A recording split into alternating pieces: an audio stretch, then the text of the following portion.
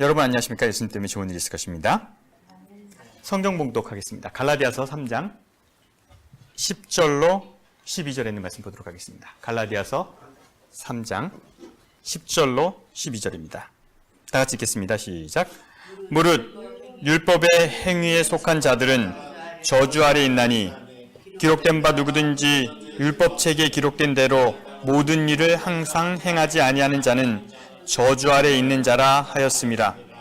또 하나님 앞에서 아무도 율법으로 말미암아 의롭게 되지 못할 것이 분명하니 이는 의인은 믿음으로 살리라 하였음이라.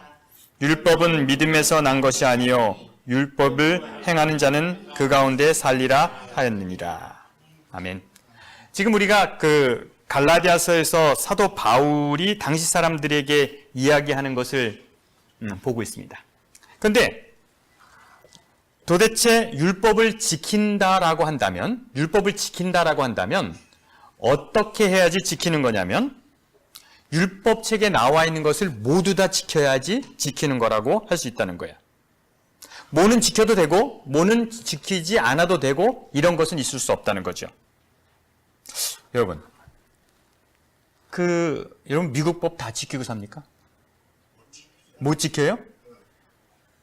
못 지킬 바에는 안 지키는 게 낫지 않습니까? 사도 바울의 얘기는 그런 거예요. 지키려면 뭐하고? 다 지키고. 뭐는 지켜도 되고 뭐는 지키지 않아도 된다 이런 것이 없다는 거예요. 여러분 근데 이 이야기는 정말 힘든 얘기잖아요. 여러분 법을 다 지키고 살 수는 없잖아요. 근데 우리가 여기서 바울의 이야기가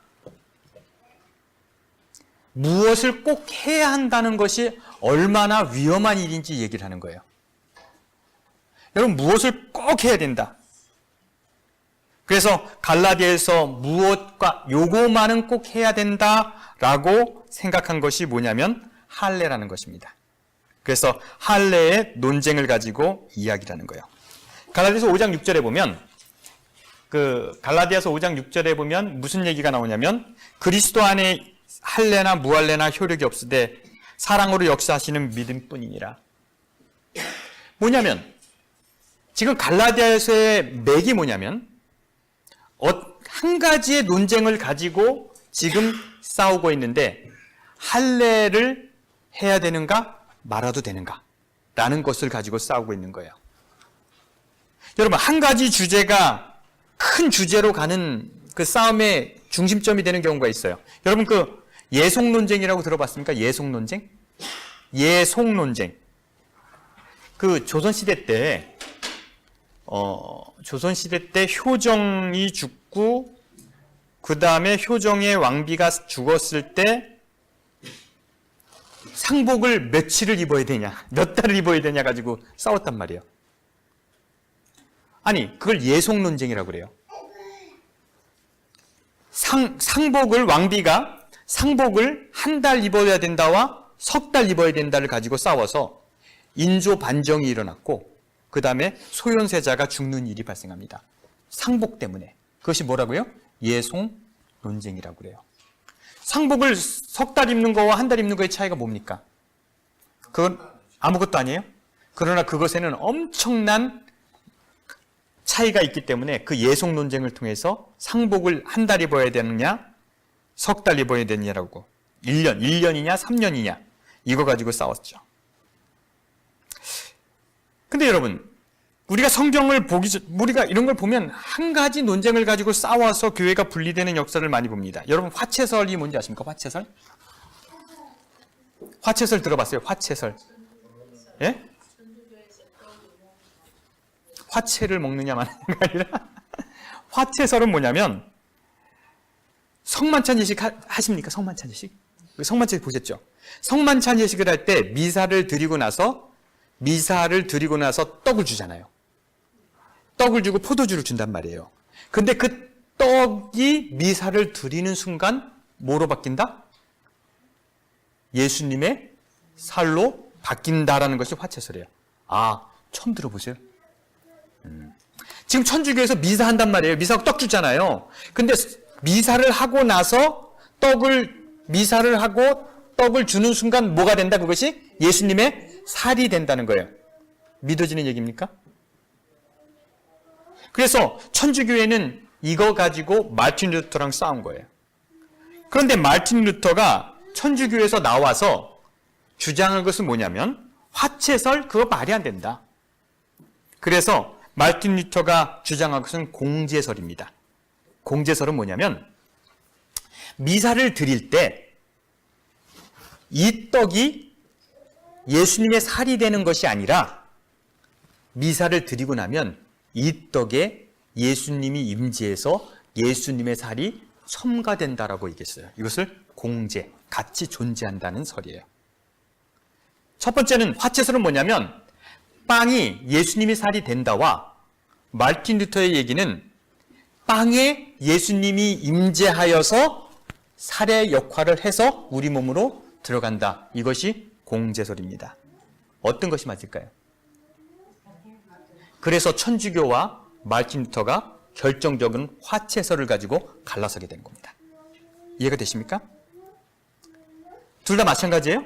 근데 여러분 마틴 루터는 제대로 공부했을 것 같지 않습니까? 마찬가지예요?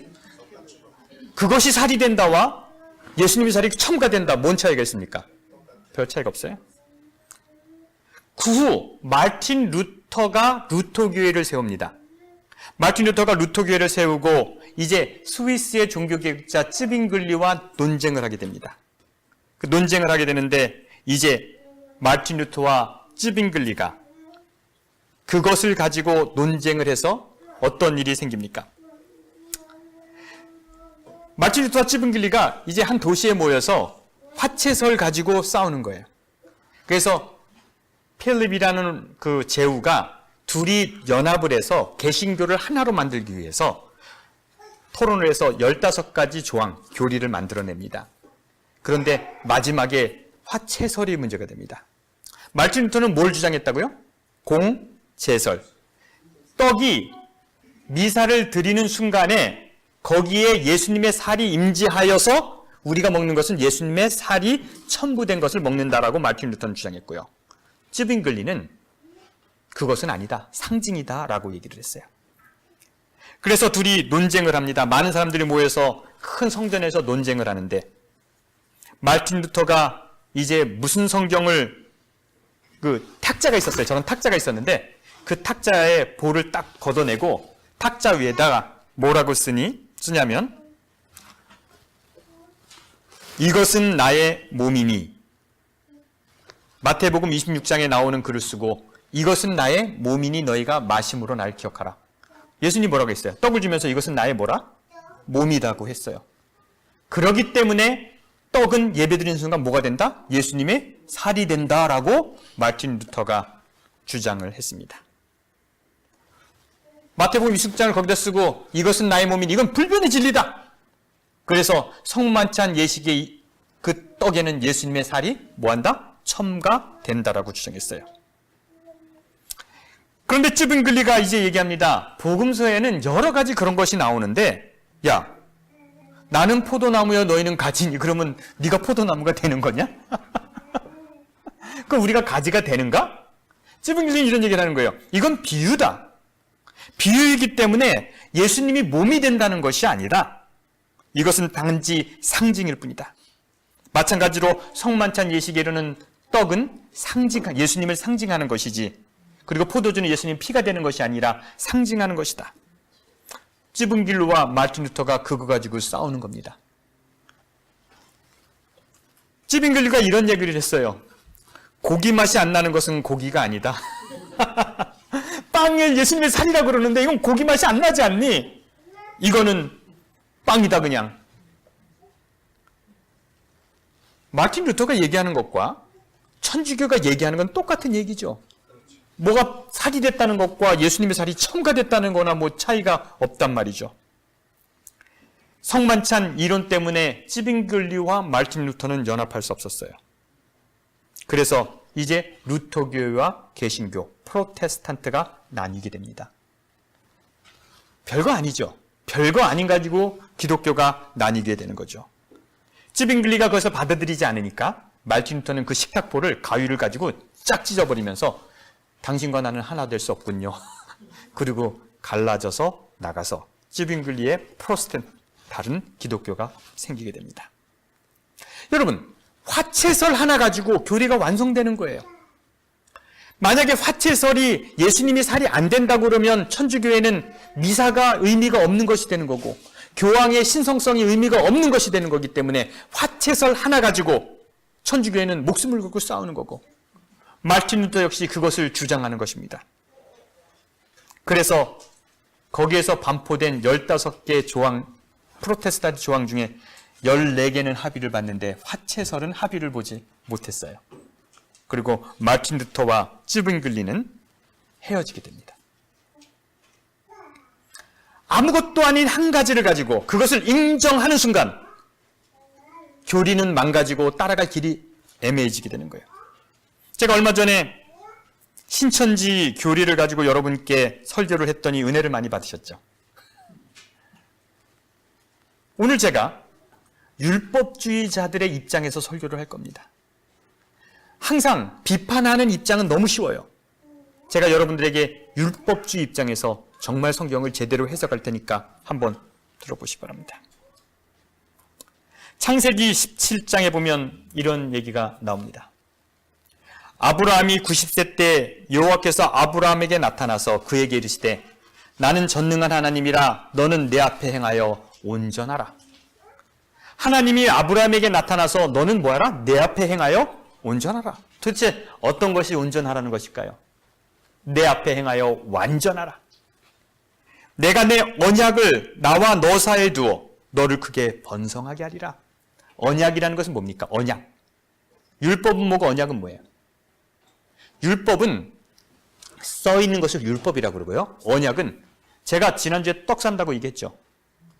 안 살까 그러다가 차를 안 사서 안 살까 그러다가 언약을 했기 때문에 제가 떡을 샀습니다. 언약은 뭐예요? 말로 한 약속을 언약이라고 합니다. 하나님과 내가 너와 나 사이에 언약을 두어 크게 번성하게 되리라. 3절 내가 내 언약을 너 사이에 두어 크게 널 번성하게 하리라. 아브라함이 엎드려 하나님 또 그에게 말씀하여 이르되 보라 내 언약이 너와 함께 있으니 너는 여러 민족의 아버지가 될지니라. 이제후로는 내 이름이 아브라함이라 하지 말고 아브라함이라 하리니 이는 내가 너를 여러 민족의 아비가 되게 함이니라. 내가 너로 심히 번성하게 하리니 내가 내게서 민족들이 나게 하고 왕들이 내게로부터 나오리라. 내가 내 언약을 나와 및 너와 대대 후손에게 세워서 영원한 언약을 삼고 너와 내 후손 하나님이 되리라. 내가 너와 내 후손에게 내가 거주할 땅 곧 가나안 온 땅을 주어 영원한 기업이 되게 하고 나는 그들의 하나님이 되리라. 하나님이 또 아브라함에게 이르시되 그런즉 너는 내 언약을 지키고 내 후손도 대대로 지키리라. 무슨 언약이냐? 그 언약이냐 그 언약이 뭐냐면 10절에 나와 있습니다. 같이 읽어볼까요? 너희 중 남자는 다 할례를 받으라. 이것이 너와 너희 후손 사이에 지킬 언약이니라. 완전하라는 것 중에 무엇이 완전하라는 거예요? 니네가 할례를 받음으로써 내 언약을 지키라는 거예요. 그래서 하나님께서는 이스라엘 백성들을 선택하시면서 그들과의 언약 관계가 되기 위해서 뭐를 주셨다고요? 할례를 주셨다는 겁니다. 율법은 무엇입니까? 언약이 성문화되면 그것은 율법이 되는 거예요. 그래서 하나님께서 우리에게 그렇게 언약을 주셨습니다. 그런데 이스라엘 백성들이 애굽에서 살다 보니까 하나님의 언약을 잊어먹었어요. 언약을 잊어먹어서 노예로 살게 됐습니다. 그래서 이제 이스라엘 백성들을 구원하기 위해서 모세를 선택했습니다. 그리고 모세를 다시 애굽으로 보내는 이야기가 출애굽기 4장 19절에 나와 있습니다. 여호와께서 미디안에서 모세에게 이르시되 애굽으로 돌아가라. 내 목숨을 노리던 자가 죽었느니라. 모세가 그 아내와 아들을 낙에 태우고 애굽으로 돌아가는데 모세가 하나님의 지팡이를 손에 잡았더라. 여호와께서 모세에게 이르시되 내가 애굽으로 돌아가거든 내가 내 손에 준 이적을 바로 앞에 다 행하라. 그러나 내가 그의 마음이 완악하게 한즉 그가 백성을 보내주지 아니할 것이다. 너는 바로에게 이르기를 여호와의 말씀에 이스라엘은 내 아들이라 내 장자라. 이스라엘은 내 장자라. 내가 내게 이르기를 내 아들을 보내주어 나를 섬기게 하라 하여도 내가 보내주기를 거절하니 내가 내 아들의 장자를 죽이리라. 이런 얘기를 하는 거예요. 잘 들어보세요. 이스라엘 백성들은 하나님의 장자인데 이스라엘 백성들을 보내주지 않으니까 하나님이 노해서 이제 이 애굽을 멸망하겠다는 거예요. 그 일을 하러 모세가 아들을 데리고 부인인 시보라를 데리고 애굽으로 가는 여정에 있었습니다. 투벅투벅 가다가 이제 잠자리가 있을 때가 있어 어느 여관인지 천막에 들어가서 잠을 자려고 하는데 말이에요. 24절 모세가 길을 가다가 숙소에 이를 때 여호와께서 그를 만나서 그를 죽이려 하셨다는 거예요. 아니 하나님이 가라고 해서 가고 있는데, 하나님이 지금 애굽으로 가라고 해서 지금 열심히 가고 있는데 하나님이 갑자기 모세를 죽이려고 해요. 왜 모세를 죽이려 합니까? 순종하는 사람을? 모르겠죠. 느닷없이 하나님이 그랬어요. 그럴 때 십보라가 갑자기 돌로 차돌을 가지고 그 데리고 가던 아들의 음경을 잘라서 모세 앞에 던져버렸어요. 할례 예식을 한 겁니다. 십보라가 돌가를 가지고 그 아들의 표피를 베어 그 발에 갖다 대어 이르되 당신은 참으로 내게 피난편이라 하니 여호와께서 그를 놓아주니라. 그때 십보라가 피난편을 함은 할례 때문이었더라. 모세가 하나님의 선택받은 백성이고 언약의 백성인데 그 아들에게 할례를 행하지 않았기 때문에 하나님이 어떻게 했다고요? 죽이려 했다는 거예요. 죽이려 해서 십보라가 얼마나 급했으면 어떻게 했어요? 돌을 가지고 그냥 그걸 짓이겨서 던지니까 하나님의 진노가 없어질 정도면 그것이 하나님과 아브라함의 자손과의 얼마나 귀중한 언약인지 아십니까? 하나님이 그것 때문에 모세를 죽이려고 할 정도였다는 거예요. 그러면 그 언약은 지켜져야 하는 겁니까? 하나님은 그것 때문에 모세도 죽이려고 했는데. 또 중요한 것이 있습니다. 여러분, 하나님이 세상의 주인이라는 걸 믿으십니까?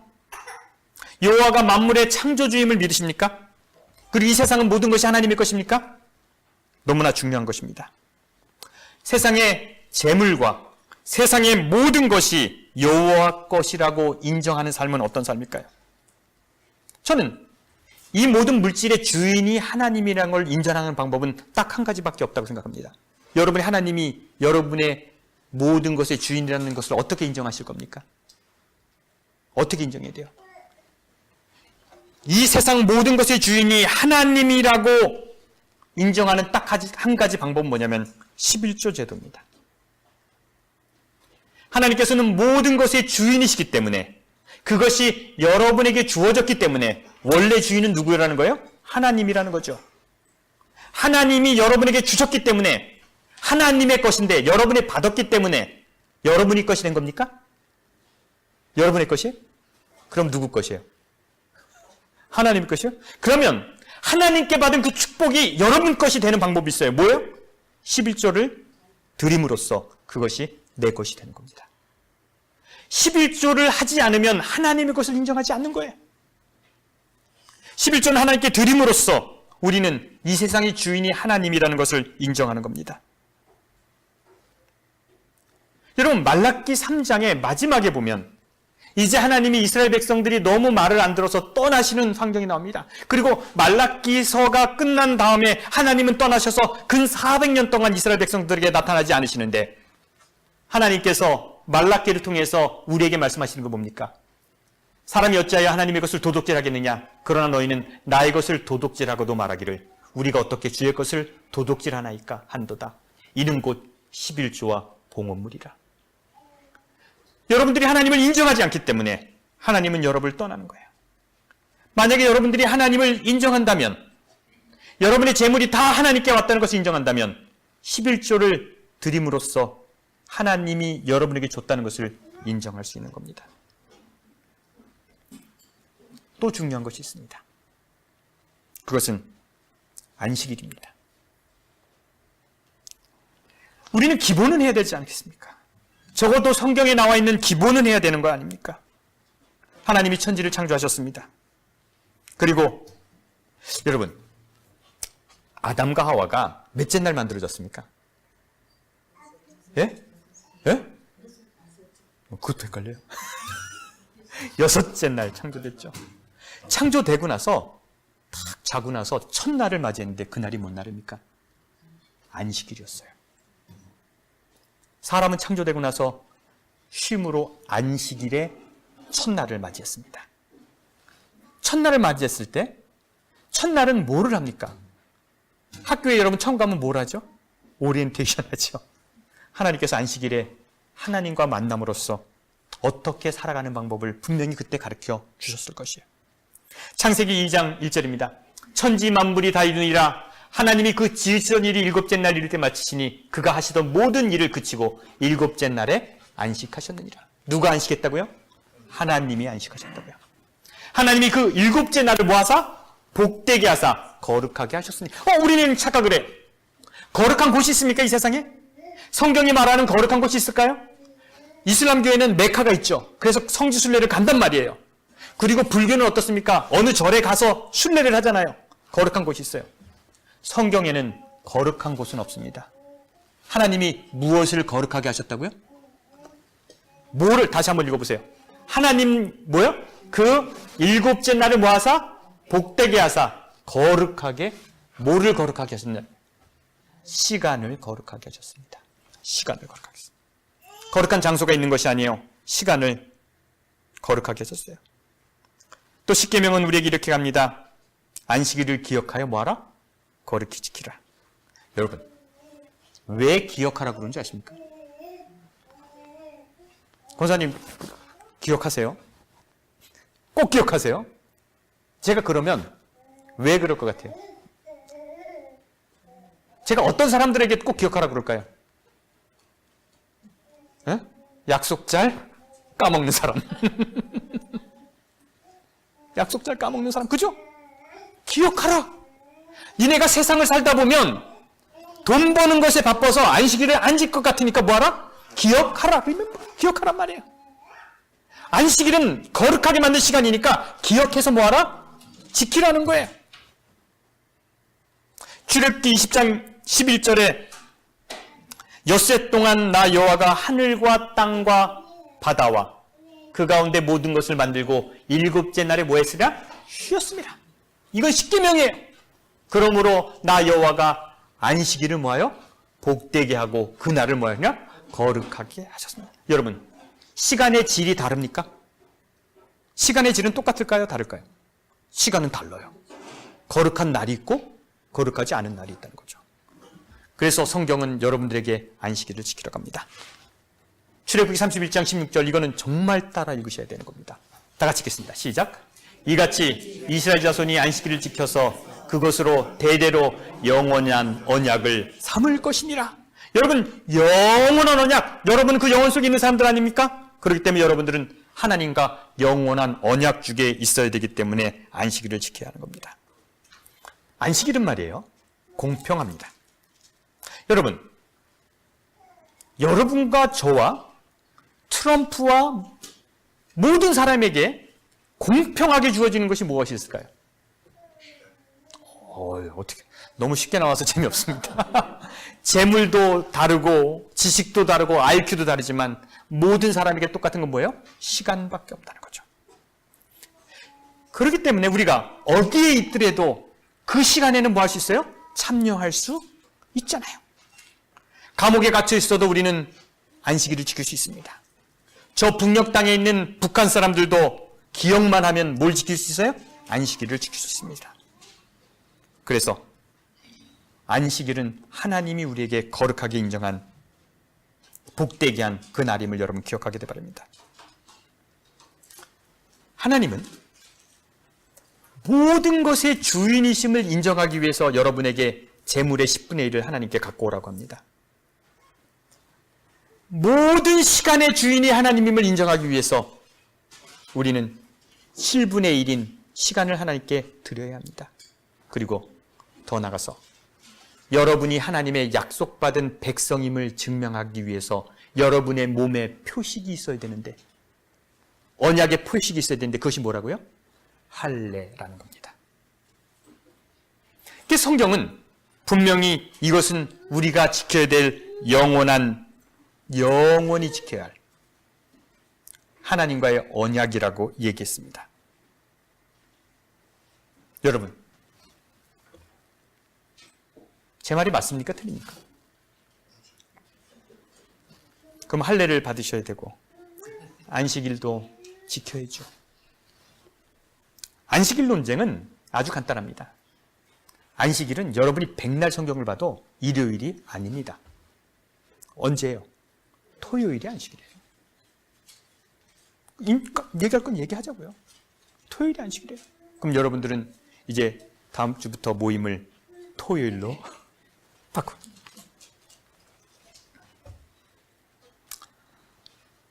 한 가지 논쟁이 할례라는 거 하나만 가지고 얼마든지 큰 논쟁이 가능한 거예요. 어느 정도, 이 정도는 해야지 하나님의 자녀가 된다는 그런 기본이 있는 질문이 있다는 거죠. 그래서 지금 갈라디아서는 할례라는 것을 논쟁을 가지고 여러분과 이야기를 하는 거예요. 여러분, 바울이 안식일을 지켰을까요? 주일날 예배 드렸을까요? 그러면 좋겠죠. 바울은 유대인이기 때문에 토요일날 예배를 드렸어요. 그래서 토요일날 예배 드리고 있기 때문에 이 논쟁은 필요 없는 거예요. 너무나 당연한 일을 하고 있었기 때문에 그다. 우리는 이것들을 해야 합니까? 그래서 적어도 여러분들이 그리스도인으로 살아갈 혹은 성경을 순종하는 사람들이라면 적어도 이 정도는 해야 되지 않겠습니까? 그래야지 하나님의 자녀가 되는 것이 아니겠습니까? 여러분, 제가 심각한 질문을 하나 해볼까요? 어떻게 해야 하나님이 자녀가 될 수 있을까요? 저는 진짜 하나님의 자녀로 살고 싶어요. 저는 그것이 전부라고 생각합니다. 그런데 도대체 어떻게 해야 하나님이 자녀가 될까요? 한번 여러분 저에게 질문 좀 해보실래요? 요 나오는 질문을 한번 저에게 질문을 해보세요. 진지하게 좀 지금 성의 없이 그거 읽지 말고. 정말 궁금하세요? 또 무슨 질문 해보세요. 노성 교사님 빨리 해보세요. 율법을 지켜야 합니다. 또 해보세요. 그걸 진지하게 물어봐. 이건 정말 우리에게 어떻게 해야지 하나님의 자녀가 될 수 있습니까? 정말 율법을 지켜야 합니까? 도대체 어떻게 살아야 합니까? 이런 질문을 해야 되는 거 아닙니까? 여러분의 인생의 질문이 그것이 아니에요? 여러분이 교회 다니는 그 질문이 그것이 아닙니까?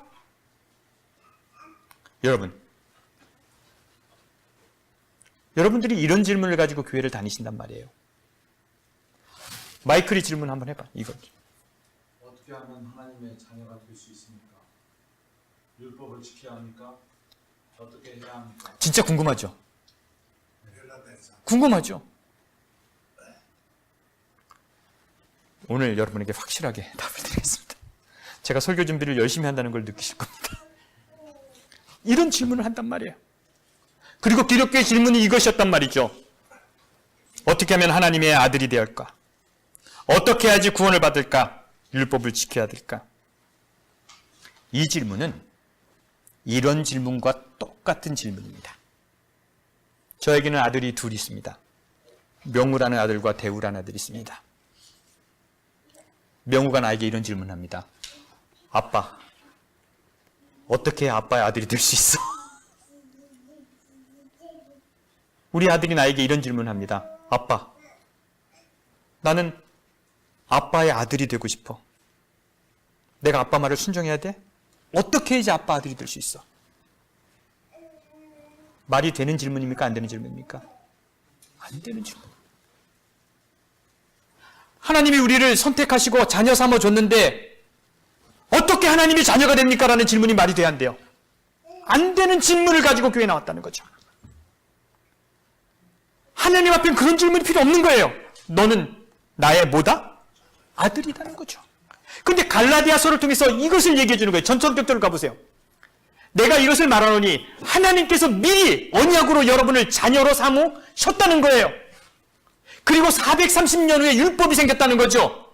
우리는 자녀 됐는데 이것은 바울의 논리예요. 바울의 논리는 나에게 중요하지 않습니다. 뭐가 중요하냐면 여러분의 태어남 자체가 하나님의 자녀됨으로 태어났음을 믿게 되길 간절히 바랍니다. 우리는 하나님의 자녀이기 때문에 태어났어요. 그런데 그 후에 어떤 율법이 있어도 우리는 그 자녀됨에 있어서는 변하는 것이 있다 없다? 없다는 거죠. 그런데 우리는 이런 질문을 하면서 살아갔다는 거죠. 하나님, 어떻게 주님의 자녀가 될 수 있습니까? 라는 질문을 했다는 거죠.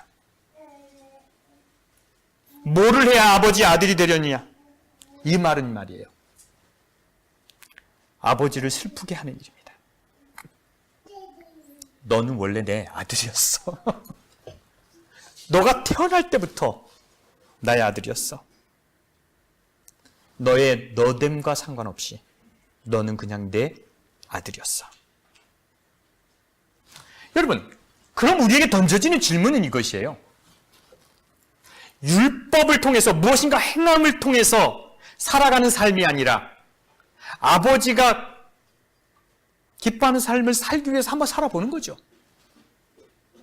아들이 되기 위해서 노력하는 것이 아니라 아들답게 사는 거죠. 하나님의 자녀가 되기 위해서 노력하는 것이 아니라 하나님의 자녀는 어떤 삶을 살아야 되는가 고민해 보는 거죠. 그래서 우리는 너무 당연한 질문을 한 것입니다. 오늘 제목이 뭡니까? 설교 제목이. 오늘 설교의 제목이 읽어보실래요? 너무 제목이 멋있지 않습니까? 당연한, 너무 당연한. 당연한 거야. 여러분 당연히 하나님의 자녀이고 그 안에 거할 자유가 있음을 기억하게 되길 간절히 바랍니다.